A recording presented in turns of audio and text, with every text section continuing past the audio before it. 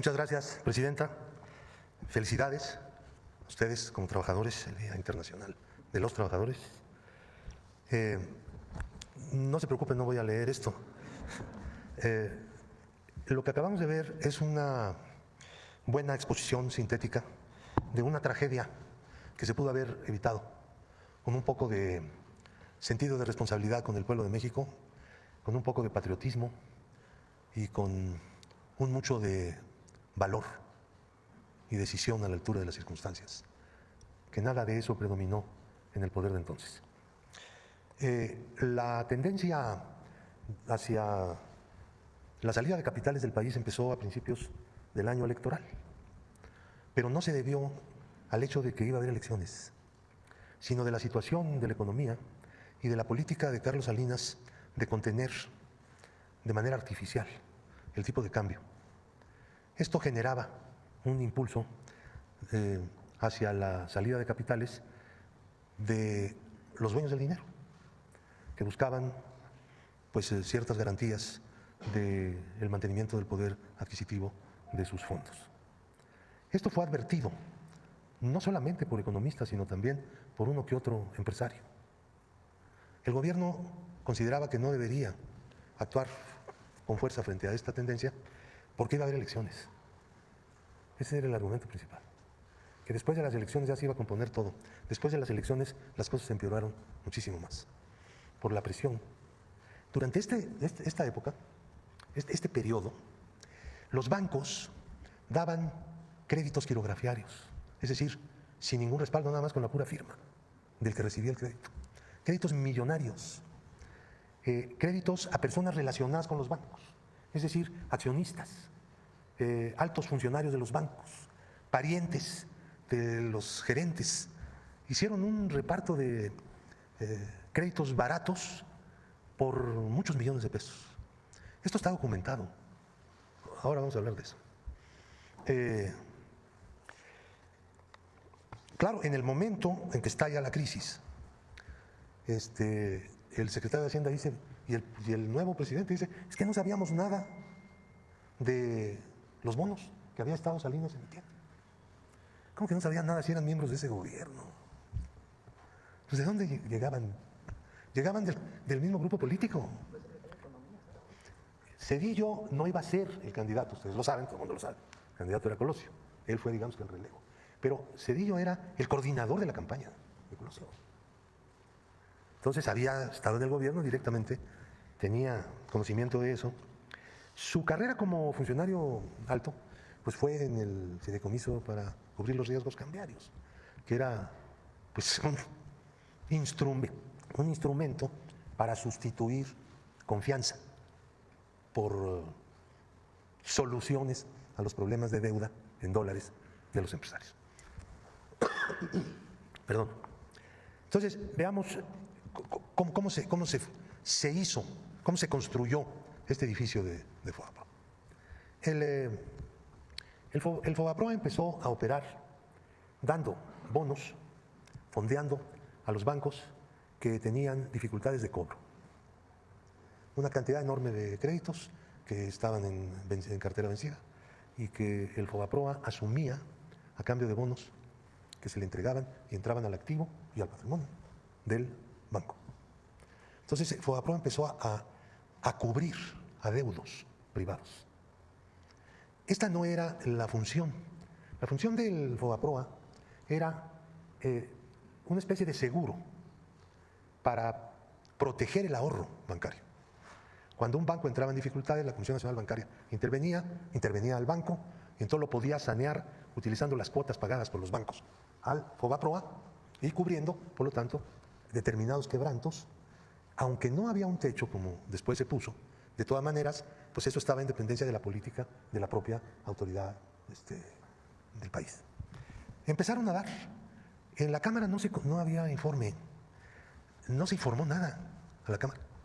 Estaban simplemente pues, regalando dinero, pues, para decirlo, en términos llanos.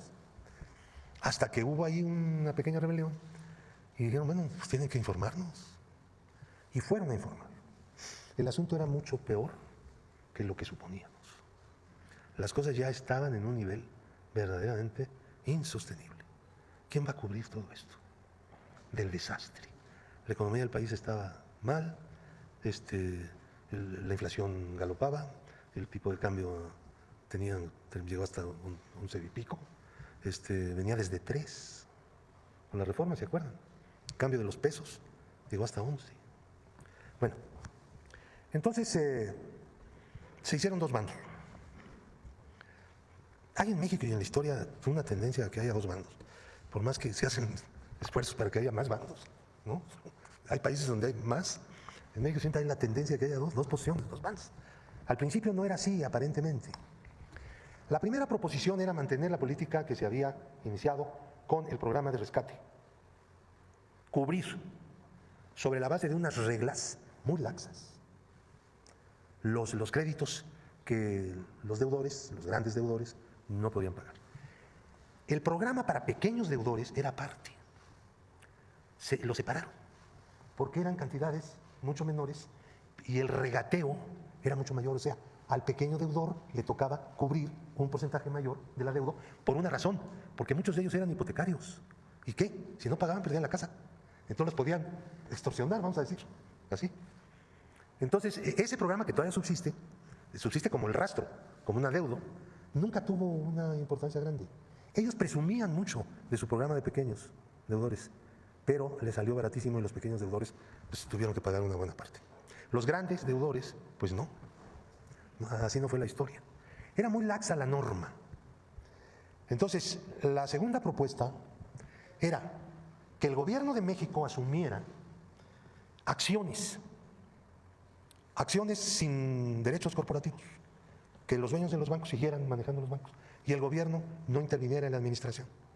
Tuviera, con la emisión de bonos, una parte, la parte necesaria de acciones para fortalecer el activo de los bancos y que estos siguieran operando. Con el tiempo, una vez que los bancos empezaran otra vez a tener utilidades, que era previsible que dentro de un determinado tiempo, pues lo obtuvieran. Entonces, con las ganancias, productos de las utilidades de esas inversiones de capital, de esas acciones, empezarían a amortizar las mismas acciones. Entonces, no sabíamos exactamente cuánto tiempo iba a durar, pero desde luego no 25 años, era imposible. Se hubiera resuelto, se hubiera empezado a resolver en el momento en que, como ocurrió, los bancos empezaran otra vez a tener utilidades. Ahora tienen unas utilidades grandísimas, pero no amortizamos nada. Nada. Un año después en Japón, esta propuesta se aplicó, la que yo presenté. Y les fue bien, digo, dentro de lo que cabe, tenían una crisis espantosa, pero salieron. También lo hizo el presidente Obama, lo comentábamos hace un momentito, lo recordábamos, con algunas empresas. En lugar de hacer ese salvamento, decir, te doy dinero y me cobras los intereses de lo que te estoy dando. ¿Cómo? Era este sistema, que duró poco tiempo en la política de Obama de salvamento de empresas grandes. Algunos bancos entonces quebraron, los dejaron quebrar, pero lo que estaban protegiendo era la economía, la producción. Y lo hicieron bien. Bueno, del mundo entero, el que peor lo hizo fue México, que es una cosa muy fea. Porque ahí está la deuda. Dicen algunos políticos del viejo régimen, que la deuda de un país no se paga nunca. ¿Cuál es el problema? ¿Cierto? No se trata de eso, no se paga nunca. ¿Saben por qué? Porque se paga todos los días. Porque nadie se hace pobre por deber, se hace pobre por tener que pagar los intereses de lo que debe. Esa es nuestra historia, es nuestra realidad. Porque el pasado nos persigue cuando las cosas que se hacen son de una profundidad dañosa inmensa. Vamos a aterrizar ahí. Bueno, entonces había dos proposiciones. La proposición que ganó, el PAN estaba ahí nadando y finalmente pues, no era cierto. Estaba en la misma propuesta. Reconocer la deuda de Fobapro. Y la nuestra, en esa época, el presidente del PRD era Andrés Manuel, justamente. Yo la presenté y dije, bueno, esto que acabo de explicar. Es importantísimo tener presente que había dos propuestas. Que no era fatal reconocer la deuda. El Congreso tiene la facultad de reconocer la deuda, pero las deudas no se pueden contraer si no son para inversiones que generen ingresos. Eso dice la Constitución. ¿Sí? Aceptar la deuda era inconstitucional. Bueno, dice